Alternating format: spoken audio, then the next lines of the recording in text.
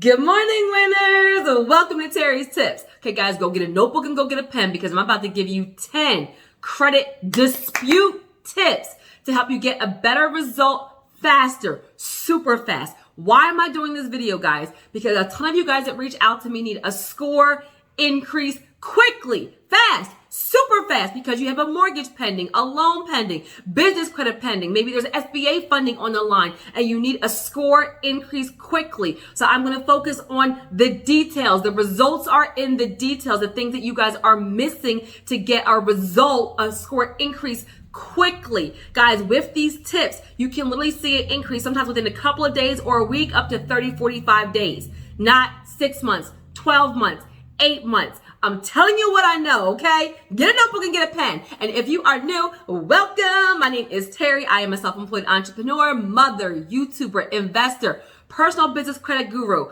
I used to actually work for TransUnion. I'm about to give you guys tips I see from the other side, the opposite of what all these bogus nonsense credit repair companies are telling you to do. And guys, I have consumers that follow me. I have credit repair people that follow me. So if you're a credit repair person, these tips are going to help you with your business, also help you get your clients some better results faster, okay? And so a lot of times, a lot of the traditional credit repair places, they drag things out month after month after month because you're paying them monthly and they're trying to get more money from you. Guys, you can and you should do this on your own. My company empowers and educates you guys through my course and my strategy sessions to show you how to do it on your own, to save yourself money and to save yourself time and to empower and educate you so you have the knowledge long term, okay? So 10 credit dispute tips to help you get a better result fast. I'm talking about a week to 40, 30, 45 days max, okay? And I'll do my nugget at the end. All right, I have to write down the tips because you guys know I'll start talking. This video will be 25 minutes long. I'm trying to make it sweet, simple, to the point. So tip number 1, okay, is to use your annual creditreport.com copy. I'm telling you this for a reason. You're going to need that copy for another tip that I give you about the personal sweep. Not my FICO. You use my FICO, you use credit check total, you use identity IQ for your FICO score. I'm talking about tips for the dispute process. Always use your consumer disclosure copy from annualcreditreport.com. Guys, that copy is everything that the credit bureaus have in their system for you. So you're going to need that because it's going to have all addresses, all phone numbers, all AKAs, all previous employers, hard and soft inquiries, every single payment history, every single date, balance, everything for every single account. You need that information to do the dispute process effectively and quickly, okay? Tip number 1, annualcreditreport.com, okay? Tip number 2, if you need a score increase quickly, right? Focus on your revolving credit cards, your revolving balances, okay? Pay them down to 3% or under, okay? But that should be something you guys know. If you have the option between selling a collection or paying down your credit card balances and you need a score increase quickly, do your credit card balances, your open available credit factors more heavily into your score, paying it down to 3% or under. So let's say you have a $1,000 Discover credit card, and right now there's $800 on there. That's 80% utilization. That is killing your score. Say you on Monday, you pay that $800 down to 0. That's step number 1. I'm about to throw you guys a curveball that you guys are missing. Step number 2 then is to go to each credit bureau, TransUnion, Equifax, Experian directly and submit an online dispute for the balance only. Listen to me, guys. Now, you never hear me talk about doing disputes online. This is only if you have a mortgage pending, a loan pending, you need a score increase quickly, and it's just your open available credit and your revolving balances. Because if you just pay it down and wait, it can take between 30, 60 to 90 days, depending on when you pay it and how frequently they report to the credit bureau.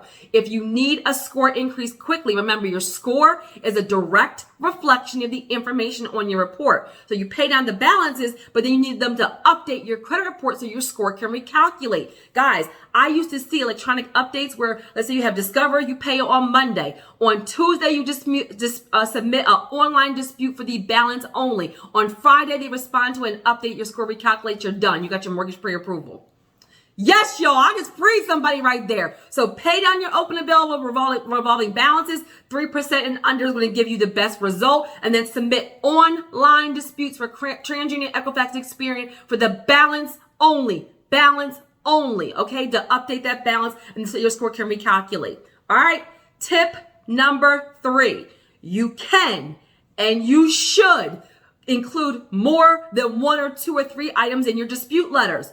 Oh my gosh, guys, these credit repair companies are telling you dispute one thing January, one thing February, one thing March.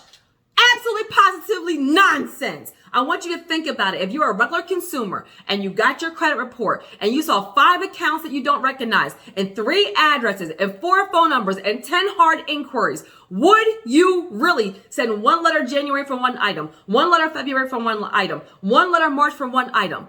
Absolutely, positively not, guys. I get better results for my clients because I have you guys act like regular consumers, not these credit repair places. You can include everything you want to dispute on 1 letter. And also, what is this video about? It's about getting you results faster. So if you dispute 10 items and 6 come off in your very first round in 30 days, that's 6 items in 30 days. Your scores are going to change. Not 10 items and 6 are maybe going to get deleted, but you did it every single month. So that was 6 items in 6 months. You're welcome. Okay, so include everything that you want to dispute in your 1 letter. It is absolutely fine. That's what normal consumers do. Okay, the next tip, guys, is that you do not have to quote all this nonsense, all this legal jargon in your letters. Stop it. You don't have to say per section 609, blah, blah, blah, blah, blah, blah, blah, blah, blah, blah, blah, blah, blah. Guys, regular consumers don't sound like that. And more importantly, the credit bureaus, they know the debt laws. They know the Fair Credit Reporting Act. All you're doing is wasting time, okay? And sounding like you're trying to get valid items deleted. Remember, the dispute process is to remove inaccurate, unfair, outdated, fraudulent, things that cannot be verified items from your report. You're not supposed to be doing disputes for things that are truly yours. Read in between the lines, guys, okay? So you don't have to dispute. You don't have to quote all that legal jargon. That's nonsense, right? A simple letter. You do not quote a bunch of items in the Fair Credit Reporting Act. The bureaus know that already. You're welcome. The next tip, you can handwrite your letters, guys. Yes, you actually can. So I want you to think about this. The credit bureaus, TransUnion, Equifax, and Experian, they have to service. They are national bureaus for everybody in the entire USA. Everybody does not have a laptop. Everybody does not have a printer. Everybody is not computer literate. Everybody does not have access to all of that. And they have to do disputes for everybody. Well, guess what? All these credit repair places, what do? They type all the letters. They do bulk letters, right? They send out mass letters because they're doing it for hundreds, sometimes thousands of people. But what do regular consumers do? A lot of them handwrite their letters. Guys, that's a tip for somebody. You can handwrite your letters. That way they know it's a valid dispute coming from you, the actual consumer, and not some credit repair place. Now, I'm not saying you have to, but just know that that is an option. Don't think that you have to go to Kinko's and spend all this money and do all these things and type up a dispute letter. Guys, make sure they can read your handwriting, right? Do it nice and neat and be clear and concise, but you can handwrite letters. That is just as effective as a dispute as a typed up letter that says per section, blah, blah, blah, blah, blah, blah, blah. Nonsense. You're welcome. Okay. Another tip, guys, is that you must, especially the very first round, you must include a copy of your identification. I'm still seeing people miss this step. This is where the credit bureaus will sometimes stall you guys, right? If you just send in a dispute letter, they can't verify your information. They're going to send you a letter back and ask for more information. They have to send more information in. They have now stalled you and you have now increased the dispute process. This is 10 credit dispute tips to get you a result faster. With your letter, include 2 forms of ID. Acceptable forms are a copy of your driver's license, a copy of your state ID, current utility bills like water, electric, phone bill, cable, okay? And have your name and your current address. Your name and your current address. If your driver's license does not have your current address, like you moved and you didn't update it, then don't include that. Include 2 utility bills that have your name and your address. This will help that when they get that very first letter, guys, they will dispute it right away because they have everything they need the very first time, as opposed to stalling you and asking for more identification. Include 3 things if you want. That way there's no ifs, ands, or buts. But have your identification that shows your name and your current address. Critical. That way you're not stalling the process.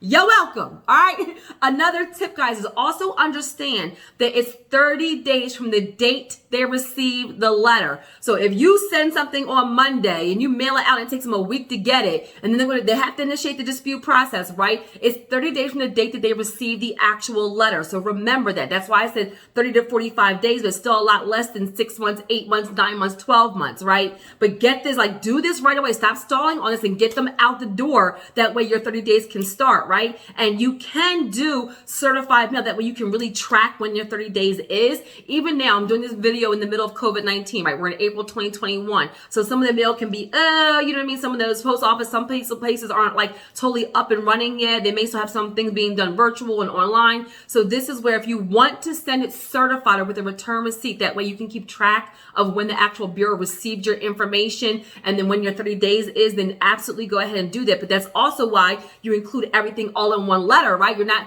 that way it's not becoming $500 for you to send 15 different dispute letters and all these different items. You're doing everything all on one letter. You're including your ID. You're sending it in certified. Got it, good guys.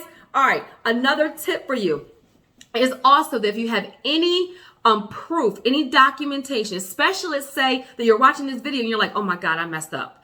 And say things have already been validated or verified. Guys, you can open up a re-investigation or make sure your dispute is no longer marked as frivolous if you dispute new information. And guys, if you show additional documentation. So if you have maybe a statement for an account, or you have proof that you paid something off, you have an email or receipt, whatever proof, whatever additional documentation you have, guys, send that in with your dispute letter. That will help them open up a reinvestigation for you guys. And that will also help them not mark your dispute as a frivolous dispute. Okay. So send the letter, send to all 3 credit bureaus, include your identification and any proof to substantiate your disputes. Send that in. That way they can open up brand new, fresh disputes, especially if you did it wrong a couple of times already. Got it, good guys. All right, and then another tip. I think this is the last one. I think I did 10. I start talking, and it'll be like 15 or 20 of them. So another tip for you guys is that you don't have to be like super detailed in these letters. Guys, keep them clear, simple, to the point, okay? The way that you're structuring this is that it's your personal information first, your valid personal information. Then you're doing the credit sweep, everything that is personal information that you want them to remove. And then for the accounts, list the company name, list the account number, and list what you want the outcome to be. This is another thing you guys are missing. Tell the credit bureau, guide them. I want this item to be updated. I want this item to be deleted. I want this item to be altered. I want this item to be removed. Say, I'm disputing Capital One. I was not late. Remove the late payment July 2021.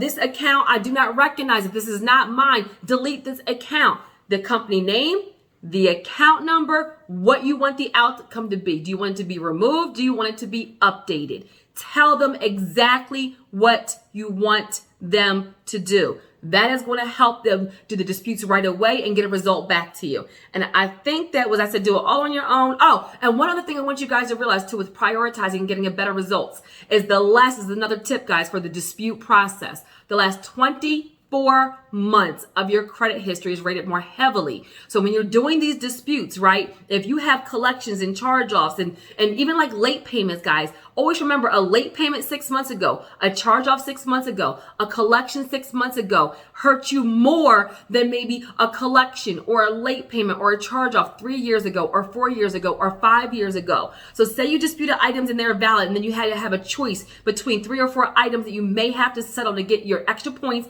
and get to your mortgage pre-approval. Always do the more recent items. And even in your disputes, be super aggressive and always challenge, tackle, put the burden of proof on the credit bureaus for everything that is recent. Recent late payments hurt you. Recent collections hurt you. Recent charge-offs hurt you. Recent inquiries hurt you. So the more recent the items, the more it's hurting you.